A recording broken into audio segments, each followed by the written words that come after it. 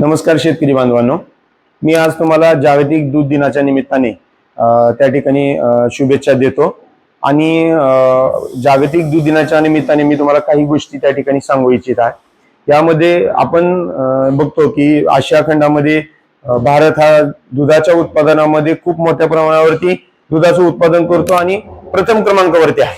परंतु त्यापैकी बहुतांश दूध जे आहे ते अतिशय अस्वच्छ स्वरूपामध्ये त्या ठिकाणी उत्पादित केले असल्यामुळे ते दूध वापरण्यायोग्य त्या ठिकाणी नाही आणि म्हणून ते दूध वापरण्यायोग्य होण्यासाठी आपल्याला त्या ठिकाणी clean and hygienic milk production म्हणजे स्वच्छ दूध उत्पादन कशा पद्धतीने करायचे हे त्या ठिकाणी समजणं गरजेचं आहे।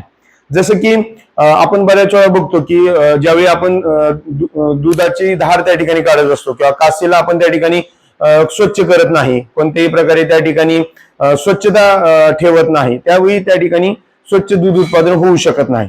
स्वच्छ दूध उत्पादन होण्यासाठी त्या ठिकाणी जो दूध काढणार आहे त्यांनी पहिले प्रथमतः हात स्वच्छ करायला हवेत, त्यानंतर त्याला कोणत्याही प्रकारचा आजार त्या ठिकाणी असता कामा नये।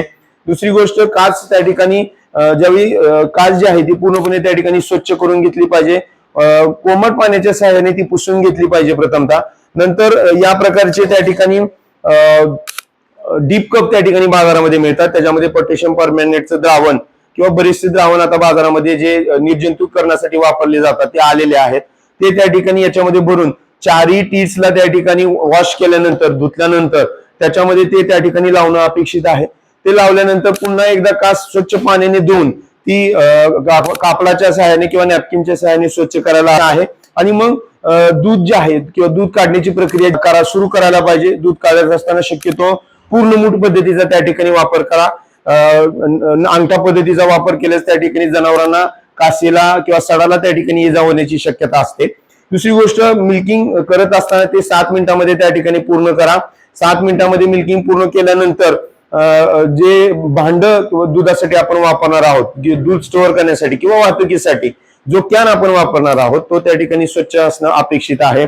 तो केमिकलच्या द्रावणाने त्या ठिकाणी गरम पाण्याच्या सहाय्याने त्या ठिकाणी रोजचे रोज त्या ठिकाणी धुवून घेतला पाहिजे, उन्हामध्ये त्या ठिकाणी वाळवला पाहिजे किंवा कोरड्या ठिकाणी त्या ठिकाणी उलटा करून त्याच्यामधलं पाणी पूर्णपणे निघून जाईल अशा पद्धतीने तो त्या ठिकाणी स्वच्छ करायला हवा। कॅन हे कोरडे असावेत, ओले त्या ठिकाणी नसावेत। हे बऱ्याच वेळा ह्या गोष्टी आपण लक्षात घेत नाही की ह्या छोट्या छोट्या गोष्टी ज्या आहेत त्या सूक्ष्म जीवाणूंच्या वाढीसाठी अतिशय फायदेशीर ठरतात आणि मग त्या ठिकाणी सूक्ष्म जीवाणूंची वाढ होते आणि मग दूध त्या ठिकाणी हळूहळू दुधाची क्वालिटी जी आहे ती त्या ठिकाणी हळूहळू खराब व्हायला सुरुवात होते। दुसरी गोष्ट अशी की बऱ्याच वेळा आपण पाहतो की आपण डॉक्टरांना बोलवतो, डॉक्टर्स त्या ठिकाणी बऱ्याच वेळा गाय माझ्यावरती येत नसेल तर संप्रेरक त्या ठिकाणी इंजेक्शनच्या माध्यमातून देतात किंवा आजारी असेल तर अँटीबायोटिक्स त्या ठिकाणी जनावरांना देतात। जनावरांना अँटीबायोटिक्स किंवा हे संप्रेरक दिल्यानंतर, हार्मोन्स दिल्यानंतर त्याचा जो विड्रॉल पिरियड असतो साधारणपणे 7 ते 10 दिवसापर्यंत असतो।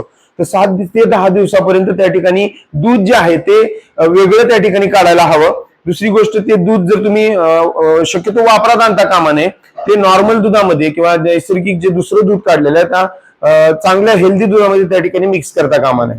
कारण बऱ्याच वेळा काय होतं की हे तुम्ही दूध काढल्यानंतर 7 दिवसामध्ये बऱ्याच वेळा त्या हार्मोन्सचा किंवा अँटीबायोटिक्सचा त्या ठिकाणी मोठ्या प्रमाणावरती रेसिड्यू किंवा अंश जो आहे तो त्या ठिकाणी दुधामध्ये उतरतो आणि मग पूर्ण दूध त्या ठिकाणी खराब होते। म्हणजेच काय की या पद्धतीने जर तुम्ही व्यवस्थित दूध काढतानाची काळजी घेतली किंवा स्वच्छ आणि दूध उत्पादन केलं तर त्या ठिकाणी मोठ्या प्रमाणावरती जो दुधाचा तुटवडा भविष्यामध्ये निर्माण होणार आहे आणि अस्वच्छ दूध उत्पादन होणार आहे ते त्या ठिकाणी होणार नाही।